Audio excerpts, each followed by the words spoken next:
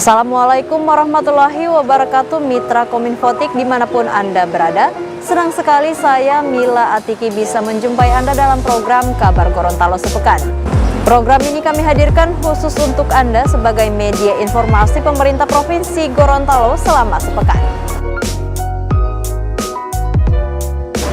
Penjabat Gubernur Gorontalo Hamka Hendra Nur melakukan penandatanganan kesepakatan bersama Bupati Wali Kota dalam rangka pendanaan pemilihan Kepala Daerah dan Wakil Kepala Daerah serentak tahun 2024 yang dibebankan pada APBD Provinsi Gorontalo dan Kabupaten Kota tahun anggaran 2023 dan 2024. Penjabat Gubernur Gorontalo Hamka Hendra Nur melakukan penandatanganan kesepakatan bersama Bupati Wali Kota dalam rangka pendanaan anggaran pemilihan Kepala Daerah dan Wakil Kepala Daerah serentak tahun 2024 yang dibebankan pada APBD Provinsi Gorontalo dan Kabupaten Kota tahun anggaran 2023 dan 2024. Penandatanganan ini dilaksanakan pada rapat Forkopimda diperluas yang dihadiri Bupati Wali Kota, unsur Forkopimda, Ketua-Ketua DPRD serta KPU Bawaslu seprovinsi Gorontalo pada Senin 7 November 2022 di Gedung GPCC Kota Gorontalo.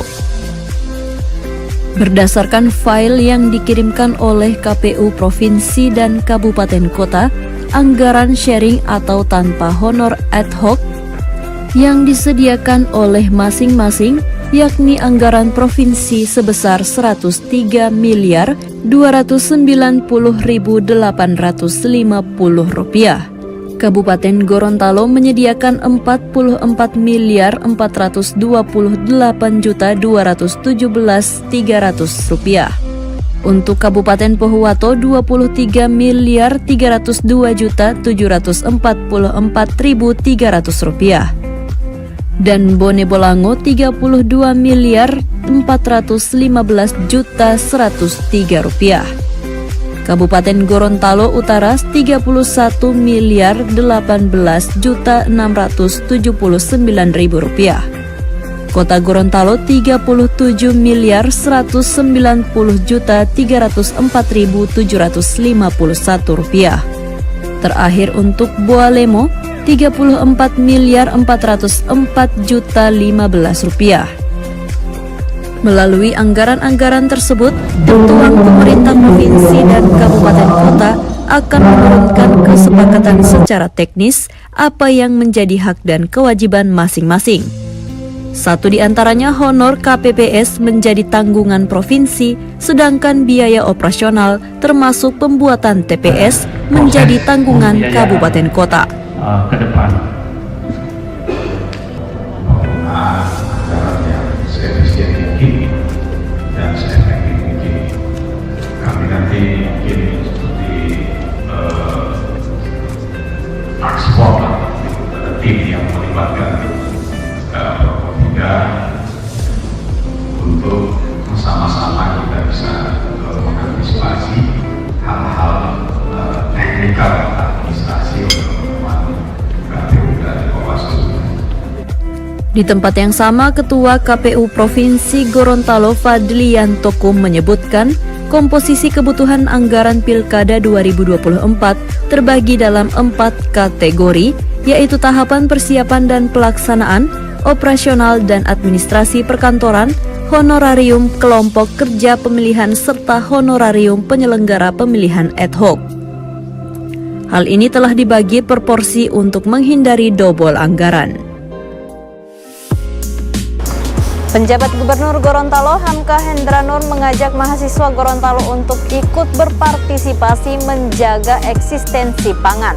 Hal ini menjadi keinginan Hamka pada peringatan Hari Pangan Sedunia ke-42 tingkat Provinsi Gorontalo pada Sabtu 5 November 2022 yang berlangsung di Aula Kampus Bina Mandiri.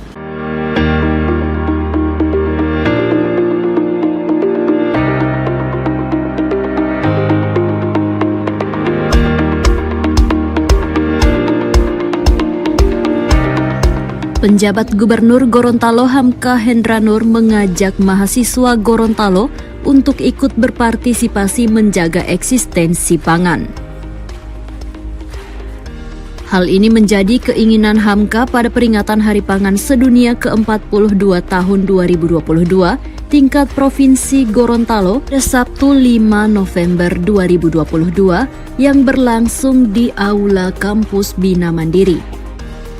Hamka yang didampingi Kepala Dinas Pangan Provinsi Gorontalo, Rektor Universitas Bina Mandiri, perwakilan Bupati Wali Kota, perwakilan Bank Indonesia dalam kesempatan tersebut melakukan penanaman cabai di halaman kampus UBM.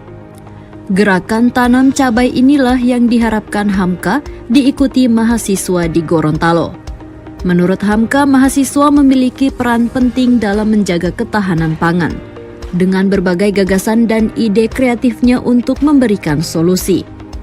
Ia mencontohkan telah banyak mahasiswa yang berupaya untuk terus menjaga ketahanan pangan melalui inovasi dan kreativitasnya. Dapat menekan inflasi dan kemudian kita bisa mempertahankan konsumsi pangan secara mandiri di Provinsi Gorontalo. Sekali lagi selamat Pak Kadis, sukses, mudah-mudahan ini menjadi hal yang bermanfaat walaupun ini lingkupnya yang sangat kecil di provinsi, tetapi saya yakin apapun yang kita lakukan yang kecil lama-lama akan memberikan multiplier efek untuk masyarakat di Gorontalo. Di kesempatan yang sama juga diserahkan penghargaan kepada pemerintah, lembaga atau instansi yang dianggap berhasil dalam bidang pangan yakni Bone Bolango, Kota Gorontalo, Pohuwato, Bank Indonesia Perwakilan Gorontalo dan Bulog Gorontalo. Diserahkan pula penghargaan kepada mitra dan institusi atas partisipasi dalam stabilisasi, pasokan, dan harga pangan. Sebanyak 6 unit kapal perikanan berukuran 5 GT dan 30 unit motor berfull box resmi diserahkan penjabat Gubernur Gorontalo Hamka Hendranur kepada nelayan dan penjual ikan seprovinsi Gorontalo. Bantuan tersebut diserahkan pada kegiatan temu nelayan dan dirangkaikan dengan penyerahan bantuan perikanan pada Selasa 8 November 2022 di Pantai Blue Marlin, Kota Gorontalo. Sebanyak 6 unit kapal perikanan berukuran 5 GT dan 30 unit motor bercool box resmi diserahkan penjabat Gubernur Gorontalo Hamka Hendranur kepada para pelayan dan penjual ikan seprovinsi Gorontalo. Bantuan tersebut diserahkan pada kegiatan temu nelayan dirangkaikan dengan penyerahan bantuan perikanan pada Selasa 7 November 2022 di Pantai Blue Marlin, Kota Gorontalo. Bantuan kapal perikanan 5 GT dengan total 2,73 miliar rupiah merupakan bantuan dari Kementerian Kelautan dan Perikanan melalui Direktorat Jenderal Perikanan Tangkap. Sementara bantuan motor bercool box adalah bantuan dari Pemprov Gorontalo yang sudah ada sejak tahun 2012. Kepala Dinas Kelautan dan Perikanan Provinsi Gorontalo Silabo Tutihe menyebutkan, bantuan-bantuan ini baru bisa diserahkan karena harus menunggu juknis berita acara. Sementara itu Penjagup Hamka menyampaikan, bantuan yang diserahkan hari ini adalah bantuan yang begitu berarti untuk para nelayan maupun pemasar ikan. Oleh sebab itu dia mengharapkan penerima bantuan dapat menjaga dan memelihara bantuan ini dengan baik. Terlebih bantuan kapal GT yang diserahkan oleh KKP. Di pesan kami, manfaatkanlah kapal ini dengan sebaik-baiknya, dan terutama kita soal penjagaan, Pak. Bapak-bapak mohon dijaga secara bersama-sama. Jadi kalau misalnya sudah lubang sedikit, cepat ditambal, Pak. Jangan nanti semua biar aja dulu masih kecil, nanti lama-lama tambah kecil, begitu sudah tenggelam baru usulkan lagi ke Pusila, Bu, sudah nggak ada kapal, usul lagi. Jadi tolong dijaga, ini kapal satu biji kurang lebih mungkin sekitar 500 jutaan, Pak. Banyak sekali, kalau ditukar 1000 banyak perlu, Pak, 500 juta. Jadi mohon dijaga. Begitu juga dengan bapak-bapak yang pedagang ikan yang menggunakan toolbox ini, Pak. Berdasarkan data dari Dinas Kelautan dan Perikanan, Provinsi Gorontalo sejak tahun 2010 sudah mendapatkan bantuan kapal GT dari Kementerian Kelautan. Jika ditotalkan, bantuan yang telah diserahkan sebanyak 156 kapal, mulai dari ukuran 5 GT sampai di atas 30 GT. Hal ini dikarenakan Gorontalo dinilai sebagai salah satu provinsi yang dianggap oleh pemerintah pusat terbaik dalam hal memanfaatkan dan mengelola kapal ikan yang menjadi bantuan pusat. Untuk bantuan motor bercoolbox yang telah diserahkan hingga tahun 2022 adalah sebanyak 616 unit dari total 1072 pemasar ikan seprovinsi Gorontalo. Sementara untuk 30 motor bercoolbox yang diserahkan hari ini totalnya sebesar 750 juta rupiah.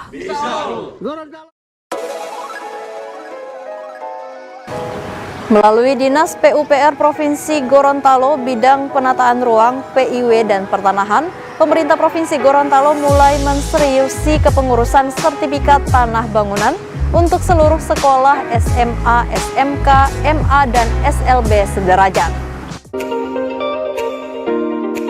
Melalui Dinas PUPR Provinsi Gorontalo bidang penataan ruang, PIW, dan pertanahan, pemerintah Provinsi Gorontalo sedang menyelesaikan pengurusan sertifikat tanah bangunan untuk seluruh sekolah SMA, SMK, MA, SLB sederajat. Hal ini dibahas pada rakor penerbitan sertifikat hak pakai pemberian rekomendasi kegiatan kesesuaian pemanfaatan ruang atau KKPR yang dihadiri langsung oleh penjabat Gubernur Gorontalo Hamka Hendranur di Ballroom Hotel Magna pada Selasa, 7 November 2022.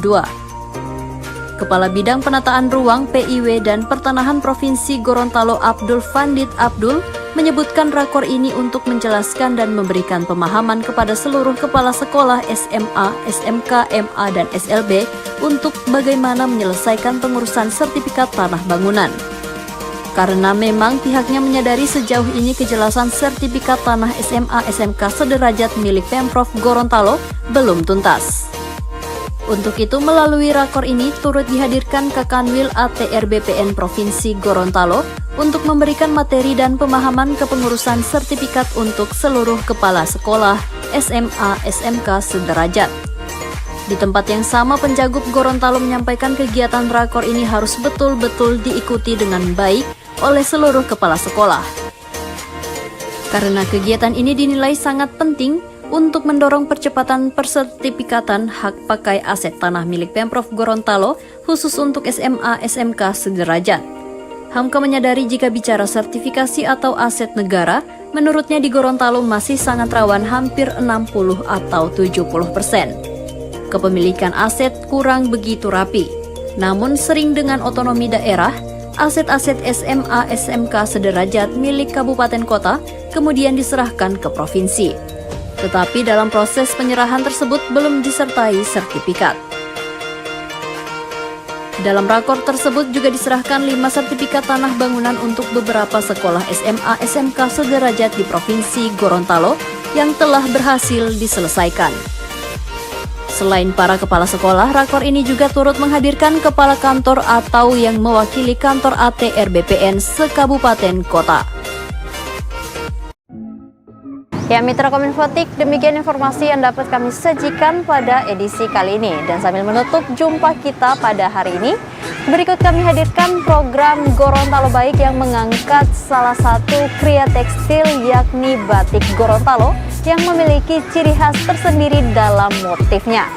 Ya, Mitra Kominfotik, semoga informasi yang telah kami sajikan hari ini dapat bermanfaat untuk Anda. Dan jangan lupa untuk like, komen, share, dan subscribe channel dari pemerintah Provinsi Gorontalo. Saya Mila Tiki dan tim undur diri. Assalamualaikum warahmatullahi wabarakatuh dan sampai jumpa.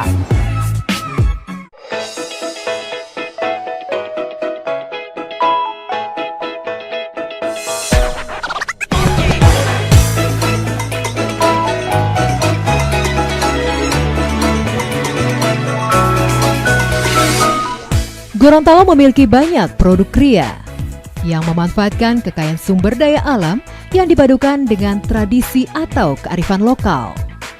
Di bidang kria tekstil, Gorontalo mempunyai kain sulaman tangan warisan budaya yang sudah ada sejak abad ke-16.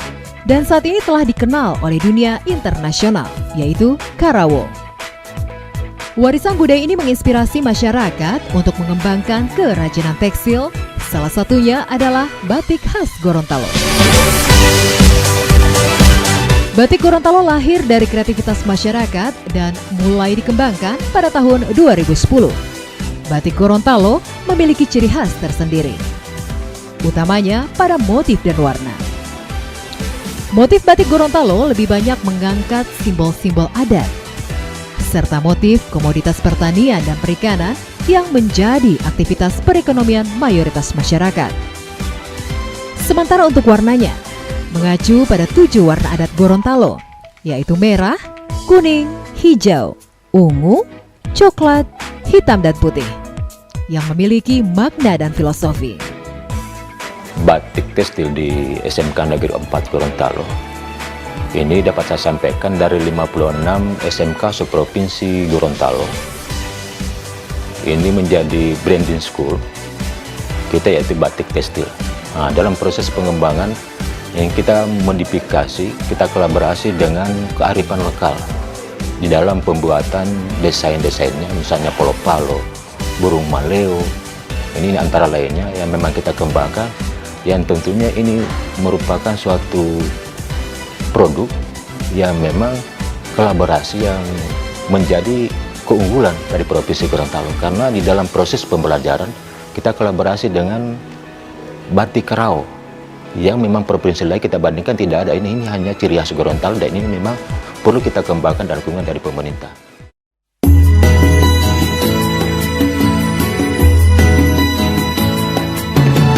Seiring dengan perkembangannya yang semakin dikenal luas, SMK Negeri 4 Gorontalo sejak tahun 2019 menjadikan batik Gorontalo sebagai mata pelajaran pada program pendidikan Kria Tekstil. Para siswa dilatih untuk memproduksi batik Gorontalo mulai dari membuat desain motif, pola, mencanting, mewarnai, hingga pelodoran atau proses menghilangkan lilin yang digunakan pada saat mencanting. Dalam proses pembelajaran ini kita kembangkan dan sesuai dengan kurikulum di dalam desain yang kita buat ini mengangkat kearifan lokal, sehingga siswa ini di dalam pengolahan kemudian hasil akhirnya itu dan memang benar-benar mereka laksanakan dan memang itu ada hasil akhir. Tahap pertama pembuatan batik khas Gorontalo ini pada dasarnya sama dengan pembuatan batik pada umumnya, dengan langkah awal pembuatan desain motif. Gambar desain motif dibuat pada kertas gambar dengan ketentuan desain terdiri atas motif utama, motif tambahan, dan isen motif. Terakhir, gambar desain motif batik diwarnai sebagai acuan saat proses pewarnaan kain batik. Tahap kedua yakni membuat pola dan menjiplak. Desain motif tadi digambar kembali pada kertas kalkir atau kertas minyak dan memperjelas gambar pola dengan menggunakan spidol untuk mempermudah saat pemindahan pola ke kain. Sementara untuk proses menjiplak dimulai dengan meletakkan motif yang telah digambar di atas meja kaca. Lalu kain motif tadi diletakkan di atas kertas, dijepit atau isolasi pada pinggirannya agar tidak bergeser. Setelah semua tahapan tadi, menyalin pola dapat dimulai dengan menggunakan pensil dan dikerjakan dengan teliti agar hasilnya maksimal.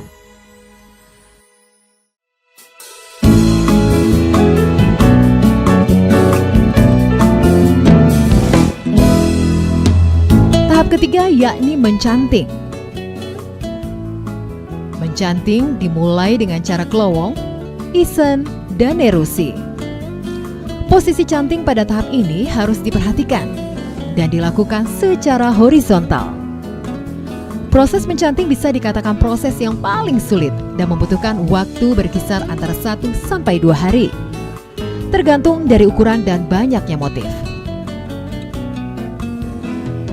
Yang paling sulit itu di proses pencantingan, karena harus betul-betul teliti, garisnya tidak boleh miring-miring, tidak boleh garisnya harus tegas saat mencanting dan harus tembus, harus rata. Kadang ada cantingan yang motif yang satunya tipis, Di motif selanjutnya agak tebal cantingannya, sehingga pada saat dilorot akan nampak itu motif yang tipis dan tebal sehingga kelihatan kurang rata. Jadi yang sulit itu di proses percantingan. Tahap keempat yakni pewarnaan. Pewarnaan ini mengacu pada desain motif yang telah dibuat. Pewarna menggunakan remasol, yaitu pewarna batik yang biasa digunakan untuk teknik colet. Teknik ini digunakan untuk pewarnaan motif yang terdiri dari 2 warna atau lebih. Masih dengan proses pewarnaan. Selanjutnya, menyapukan kuas yang telah diberi cairan water glass pada kain. Water glass adalah sodium silikat yang merupakan senyawa alkali yang berbentuk cairan kental tidak berwarna. Cairan ini disapukan secara merata ke seluruh permukaan kain dengan tujuan untuk mengunci warna agar tidak pudar.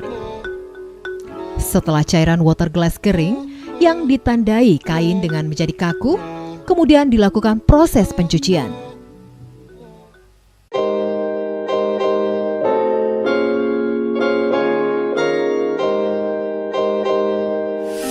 Tahap terakhir atau kelima, yakni pelodoran atau proses menghilangkan lilin yang digunakan pada saat mencanting yang masih menempel di kain mori. Caranya dilakukan dengan merebus kain pada air mendidih sambil diaduk-aduk selama beberapa menit hingga diyakini kain sudah bersih dari lilin. Kain yang telah melalui pelodoran lalu dicuci hingga bersih, hingga tidak ada lagi lilin atau noda yang menempel.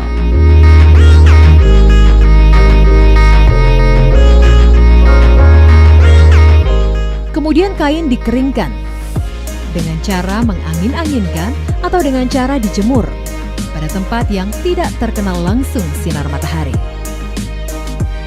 Penjemuran di bawah sinar matahari akan membuat warna kain pudar.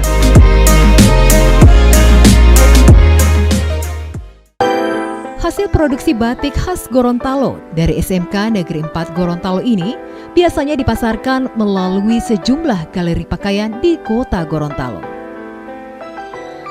Selain itu, produksi batik juga dilakukan untuk memenuhi pesanan pelanggan dengan motif tertentu. Batik Gorontalo dijual dengan harga berkisar antara 100.000 hingga 200.000 per lembar sesuai dengan motif. Pengembangan batik khas Gorontalo ini diharapkan mendapat dukungan dari pemerintah Provinsi Gorontalo dan menjadi salah satu ciri khas Gorontalo. SMK Negeri 4 Gorontalo pun siap melakukan produksi yang lebih banyak dengan memiliki alat manual dan digital. Batik khas Gorontalo ini juga diharapkan bisa menjadi salah satu keunikan daerah tidak hanya di kancah nasional namun juga internasional. Ini harapan kami untuk Provinsi Gorontalo karena lengkap pengolahan batik kita mulai dari manual, kemudian ada alat digital printing sehingga pembuatan desain-desainnya yang kearifan lokal, memuat kearifan lokal. Ini harapan kami pemerintah untuk pengembangannya perlu satu desain batik merupakan ciri khas Gorontalo mungkin melalui instansi pendidikan untuk semua siswa, dan kami siap untuk membackup itu karena kami sudah punya alat yang manual dan digital untuk lebih memproses lebih banyak lagi. Nah, ini yang kita angkat sehingga keciri khasan kita sebagai branding school ini benar-benar ada perhatian pemerintah di dalam pengembangannya. Tinggal kita bagaimana mengembangkan lagi ke depan kerjasama dengan provinsi-provinsi lain, mungkin kita bisa lebih go ke internasional karena ini merupakan keunikan dan merupakan ikon Provinsi Gorontalo, beda dengan batik-batik di provinsi lain. Ini batik kerau mempunyai ciri khas untuk Provinsi Gorontalo.